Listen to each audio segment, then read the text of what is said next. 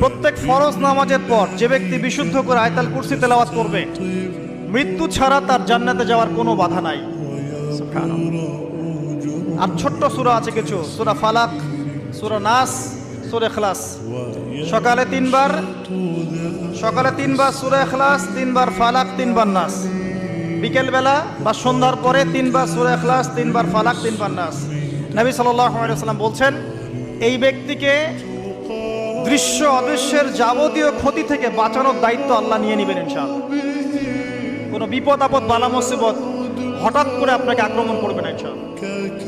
প্রত্যেক ফরজ নামাজের পর যে ব্যক্তি বিশুদ্ধ করে আয়াতুল কুরসি তেলাওয়াত করবে, মৃত্যু ছাড়া তার জান্নাতে যাওয়ার কোনো বাধা নাই। সুবহানাল্লাহ। আর ছোট্ট সূরা আছে কিছু, সূরা ফালাক, সূরা নাস, সূরা ইখলাস। সকালে তিনবার